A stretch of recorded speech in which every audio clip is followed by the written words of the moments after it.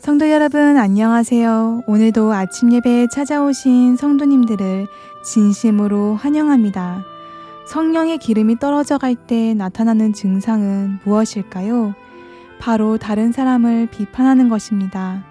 비판하는 문제를 해결하는 방법을 배우고 삶에서 승리하는 모든 성도님들 되시길 간절히 바랍니다. 이제 기도하겠습니다. 하늘에 계신 하나님 아버지, 오늘도 하나님과 사탄의 전쟁에서 승리할 수 있도록 이 자리에 인도해 주심에 감사합니다. 저희의 인생을 책임지시고 죄로부터 구원하시기 위해 지금도 일하시는 하나님을 더욱더 알도록 도와주시옵소서. 또한 배운 말씀을 실천할 수 있도록 뜻을 정하는 다니엘과 같은 신앙을 갖도록 인도해 주시옵소서. 이 시간 하나님의 뜻과 대적하는 저희의 생각을 다 주님 발 아래 내려놓기를 바랍니다. 겸손한 마음으로 성령 하나님의 음성을 들을 수 있도록 인도하여 주시옵소서. 오늘도 하나님과 동행하기를 간절히 바라오며 이 모든 말씀 예수 그리스도의 이름으로 기도드립니다. 아멘. 오늘 저희가 함께 묵상할 제목은 비평은 우리의 일이 아님입니다. 이제 목사님께서 교제를 통해서 권면의 말씀을 전해주시겠습니다. 안녕하십니까 성도 여러분. 오늘은 비판하는 문제를 좀 생각해 보도록 하겠습니다. 비판은 우리의 입에서 나오는 말이지만 그 뿌리는 마음에 박혀 있습니다. 우리가 하는 말은 마음을 보여주는 거울이기 때문에 그렇습니다. 본문 성경절을 읽겠습니다. 마태복음 7장 1절 2절입니다. 비판을 받지 아니하려거든 비판하지 말라. 너희의 비판하는 그 비판으로 너희가 비판을 받을 것이요 너희의 헤아리는 그 헤아림으로 너희가 헤아림을 받을 것이니라. 성도 여러분, 이 비판은 부메랑과 같은 것입니다. 비판을 던지면 비판이 돌아오게 됩니다. 우리가 베푼 대로 그대로 돌려받게 되는 것입니다. 성도 여러분, 어떻게 하면 우리 입에서 이 비판이 쓴물이 나가지 않을까요? 인간의 방법으로는 불가능합니다. 우리의 혀는 제어하기 정말 불가능합니다. 오늘 말씀의 결론에서 그래서 쓴물을 쏟아내는 이 혀를 어떻게 하면 근원적으로 변화시킬 수 있는가를 우리가 살펴보도록 하겠습니다. 본문 읽겠습니다. 우리의 몸은 먹고 마시는 것으로 구성되며 우리의 영적 생애의 특성은 마음이 먹고 소화하는 것에 달려있다. 다른 사람의 실수와 결점들을 계속해서 곰곰이 생각하기 때문에 많은 사람이 종교적인 불량자가 된다. 성도 여러분, 이 부정한 것들, 어두운 것들을 곰곰이 생각하지 말아야 됩니다. 왜 우리가 자꾸 부정적인 것들, 어두운 것들을 자꾸 생각하게 될까요? 우리 마음속에 부정적인 것들이 자꾸 들어가기 때문입니다. 우리가 영적으로 무엇을 먹고 마시고 있는지 잘 살펴봐야 되는 것입니다. 다른 사람의 실수와 문제를 보았을 때 우리가 그것을 곰곰이 생각하고 거기에 빠지면 마음에 문제가 생깁니다. 어떤 문제가 생길까요? 그 사람을 비판하고 싶은 충동, 무시하고 싶은 충동, 화내고 싶은 충동이 생기게 되는 것이죠. 다른 사람이 내 자존심을 건드렸을 때 그것을 곰곰이 생각하면 어떻게 될까요? 그 사람을 비판하고 싶죠. 미워하고 싶은 충동이 올라오게 되는 것입니다. 그래서 우리는 이 부정적인 것들이 내 속에서 올라올 때 가만히 내버려두면 안 되는 것입니다. 기도해야 되겠습니다. 성령께서 오셔서 내 마음을 지배해달라고 간구해야 하는 것입니다. 본문을 읽겠습니다. 다른 사람들의 말과 행동을 해부하고 온갖 못마땅한 것을 발견하는 일에 너무 부지런한 자들은 유익하고 즐거운 일을 발견하지 못한다. 그들은 영적 활력과 건강한 성장을 촉진시키기 위하여 적절한 음식을 먹지 못한다. 적절한 영적인 음식을 먹지 못한다는 것입니다. 성도 여러분, 이 부정적인 것들, 속상한 것들을 자꾸 생각하고 들여다보면 어떻게 될까요? 마음이 어두워지고 인생이 불행하게 됩니다. 어두운 생각들이 마음에 올라오려고 하는 것입니다. 자, 어두운 생각들이 자꾸 우리를 괴롭힐 때 우리가 어떻게 해야 됩니까? 사도 바울은 아주 분명한 말씀을 주셨죠? 고린도후서 10장 5절입니다. 고린도후서 10장 5절. 모든 이론을 파하며 하나님 하는 것을 대적하여 높아신 것을 다 파하고 모든 생각을 사로잡아 그리스도에게 복종케 하니. 성도 여러분, 이 생각과 상상이 마음대로 돌아다니도록 허용해서는 안 되는 것입니다. 생각과 추측과 상상이 의의 길을 벗어나려고 할 때 주님께 나가 기도해야 됩니다. 그런 사람이 거듭난 사람입니다. 성도 여러분, 밝고 건강한 삶을 살기 원하십니까? 생각과 감정이 밝고 건강한 쪽으로 그렇다면 흘러가야 하는 것입니다. 자, 어떻게 하면 우리의 생각과 감정이 밝은 쪽으로 흘러갈 수 있을까요? 자, 제가 4가지 그 방법을 좀 소개해 드리려고 합니다. 여러분 스스로 이 4가지 방법에 의해서 여러분 자신을 한번 체크해 보시기 바랍니다. 첫 번째는 내가 사는 이유와 목적, 내 인생의 이유와 목적이 하나님의 영광을 드러내는 데 맞춰져 있는지 보아야 하는 것입니다. 이것이 흔들리면 문제가 생기는 것입니다. 내가 나를 위해서 살면은 생각과 감정이 자연히 어두워지고 이기적이 되고 막을 수가 없는 것입니다. 자, 2번째 방법입니다. 2번째 체크 방법. 성령과 하나님의 말씀 앞에서 내 마음이 주님께 받쳐져 있는지 보아야 합니다. 우리가 말씀을 읽을 때 성령께서 내게 무엇을 하는지 잘 들어보아야 하는 것입니다. 그래서 내 마음이 주님께 받쳐지지 않으면 어떻게 되나요? 생각과 감정이 자꾸 무너지게 되는 것입니다. 우리의 마음과 생애를 주님께 반드시 드려야 하는 것입니다. 자, 3번째입니다. 3번째는 운동하고 쉬고 일하고 말씀을 보고 기도하는 이 균형이 맞추어져 있는지 보아야 하는 것입니다.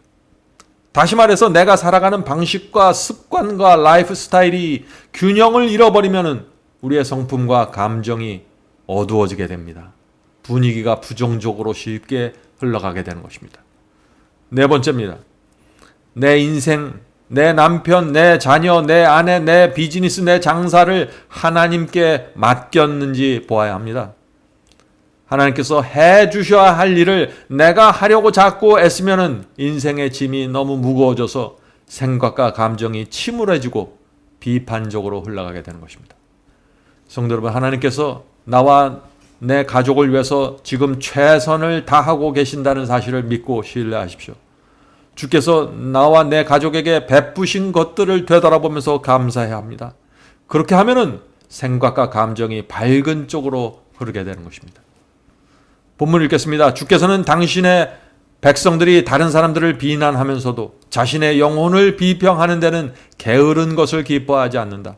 이것은 사탄이 하는 일이다. 그대가 그런 일을 할 때 사탄이 그대를 다른 사람들을 미혹하는 수단으로 사용하고 있다는 사실을 기억해라. 사탄이 하는 일이 무엇이라고 했나요? 다른 사람의 문제와 죄를, 부족함을 잘 분석하고 파악하는 것은 잘 하는데 내 자신의 영혼의 문제를 보지 못하는 사람, 사탄은 그런 사람들을 좋아한다는 것입니다. 왜 그럴까요? 그런 사람은 교만의 자리에 앉아서 다른 사람의 마음을 아프게 하고 관계를 깨트리고 성도의 연합을 무너뜨리는 그런 말과 행동을 자꾸 하기 때문이죠. 본문 읽겠습니다. 지극히 거룩한 믿음 안에서 서로 격려하며 조화와 기쁨으로 연합하게 할 자들을 다른 누군가가 범죄함으로 인해 서로 싸우고 불평하게 만들기 위하여 사탄이 그대를 사용하고 있다는 사실을 기억하라. 이건 두려운 말씀이죠. 성도 여러분, 조용하고 아름다운 분위기로 지내던 사람들 속에 어떤 한 사람이 들어가면 갑자기 불평이 생기고 투쟁이 생기는 일이 생깁니다. 왜 그럴까요?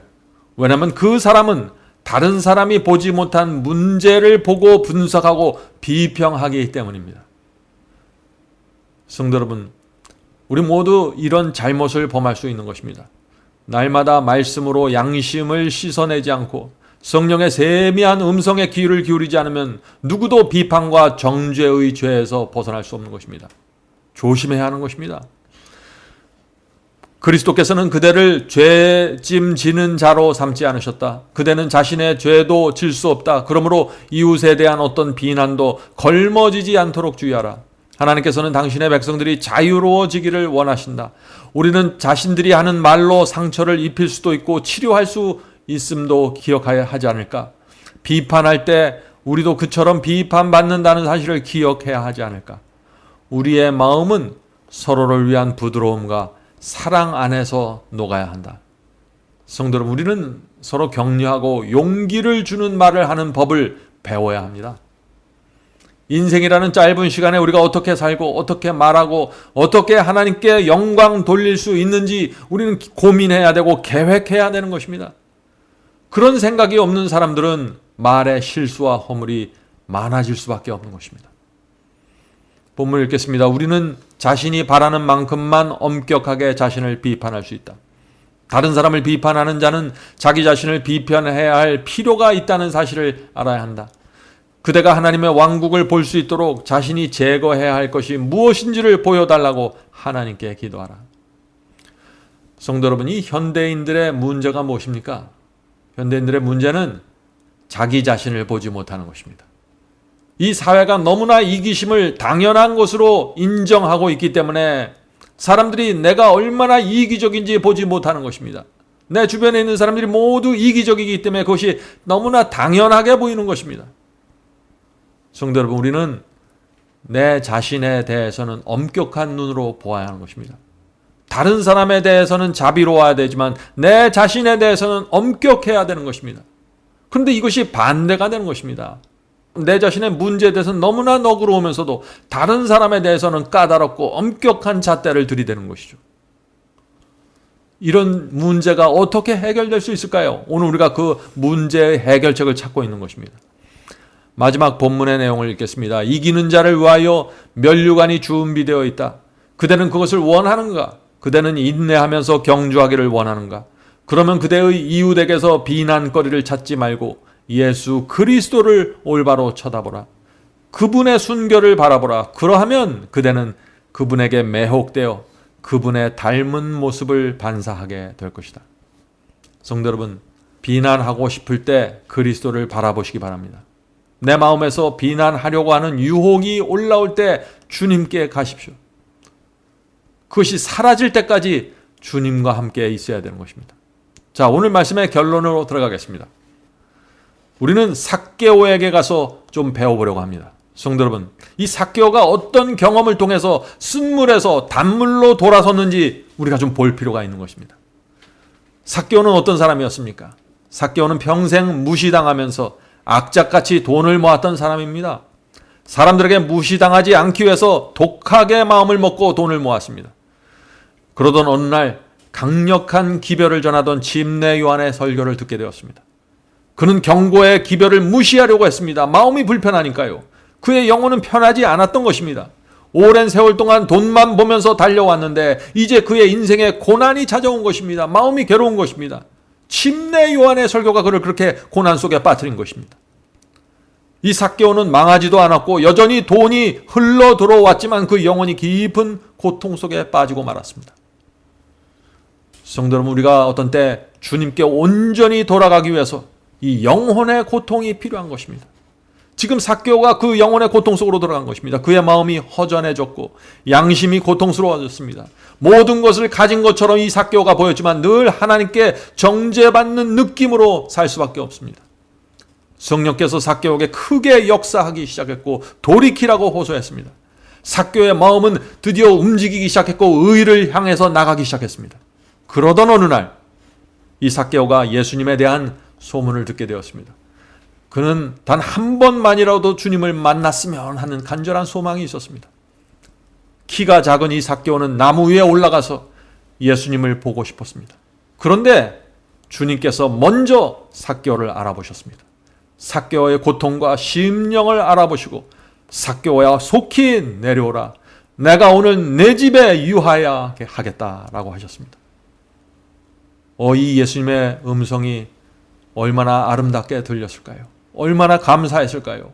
주변에 있는 사람들이 다 자기를 무시하고 굳으세요, 협작꾼이라고 놀리고 조롱했는데 예수님은 지금 자기를 알아보고 우리 집에 찾아오겠다고 하는 것입니다. 삭개오 마음속에 변화가 생기기 시작했겠죠. 예수님께 자신의 사랑과 충성을 보여드리고 증명하고 싶었습니다. 그래서 삭개오가 이렇게 말하는 것입니다. 누가복음 19장 8절이죠. 누가복음 19장 8절입니다. 삭개오가 서서 주께 여짜오되 주여 보시옵소서 내 소유의 절반을 가난한 자들에게 주겠사오며 만일 네 것을 토색한 일이 있으면 4배나 갚겠나이다. 지금 어떤 일이 생긴 것입니까? 삭개오의 셈에서 단물이 나오기 시작한 것입니다. 전격적인 변화가 생긴 것입니다. 성도 여러분, 우리가 주 앞에 나갈 때 주께서 내 속에 오실 때 전격적인 변화가 생기는 것입니다. 오늘날 기독교의 복음이 놓치고 있는 것이 바로 이것입니다. 죄인의 마음이, 쓴물을 내던 마음이 단물로 변화되는 이 변화가 사라진 것입니다. 삭개오는 이제 더 이상 돈이 탐욕의 대상이 아니었습니다. 죄를 용서받은 이 삭개오는 주머니를 열었습니다. 오랫동안 굳게 닫혔던 그 돈 주머니를 열어서 도둑질한 것을 돌려주고 가난한 자들에게 나눠주기 시작했습니다. 아마 삭개오는 주의 사업을 위해서도 큰 희생을 드렸을 것입니다.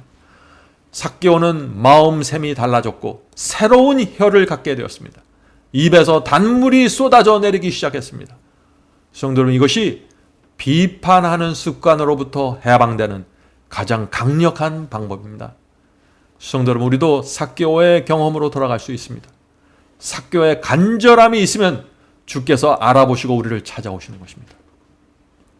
우리에게 삭개오와 같은 양심의 고통이 있으면 간절하게 죄를 용서받기 원하면, 주님을 정말 만나기 원하면 주께서 먼저 알아보시고 찾아오십니다. 여기에 우리의 희망이 있는 것입니다. 오늘 우리 모두 이 삭개오의 경험으로 들어가게 되길 제가 간절히 바라는 것입니다. 성령께서 부디 쓴물이 나오는 혀에서 단물이 나오는 놀라운 역사를 이루어 주시길 간절히 바랍니다. 자, 기도하겠습니다.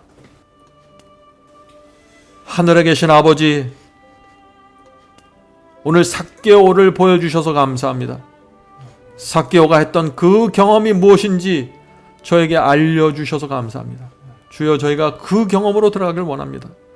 저희가 힘들지만 삭개오가 당했던 그 침례 요한의 기별을 받고 고통 속에 빠졌던 그 고통이 필요하다면 저희 속에 허락해 주시고, 양심의 고통 속에서 하나님을 향해 온 힘을 다해 손을 뻗을 수 있도록 도와주시옵소서. 하늘에 계신 아버지, 저희의 마음의 샘이 이제 바뀌기를 원합니다. 전격적인 변화가 생기기를 소원합니다. 주께서 도와주셔야만 가능합니다. 이제 더 이상 쓴물이 나오지 않고 단물이 흘러내리는 마음을 허락해 주시옵소서.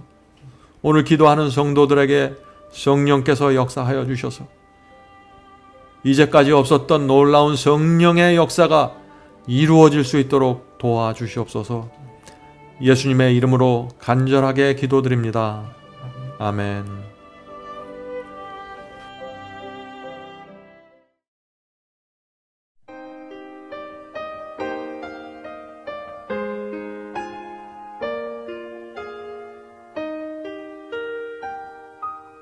We were prepared for the journey with our wagons loaded down. We had all the things we needed and some more of what we had found. But as the road then narrowed so the wagons could not climb, we journeyed on with our horses, leaving things of ours behind. Traveling the narrow way up the steep and windy road, a smooth white wall on one side and a precipice below. As we journey on, the way grows smaller still. Stripped of all earthly support, we cling on to His will. To save ourselves from falling, we press close to the wall. Our luggage was interfering, we cut it loose and let it fall. At such times when we were fearful and our bodies began to sway, a hand seemed to take the bridle and guide us over the way. Traveling the narrow way up the steep and windy road, a smooth white wall on one side and a precipice below. As we journey on, the way grows smaller still. Stripped of all earthly support, we cling unto His will.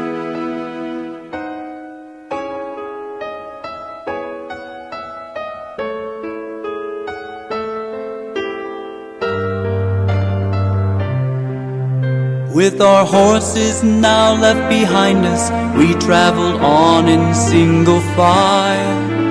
Our feet exposed to grit the rocks, we were fearful all the while. Small cords came down from above us to keep our balance on the path. We upheld from above, we were shouting, it seemed like this is all we had. Traveling the narrow way up the steep and windy road, a smooth white wall on one side and a precipice below. As we journey on, the way grows smaller still. Stripped of all earthly support, we cling unto His will.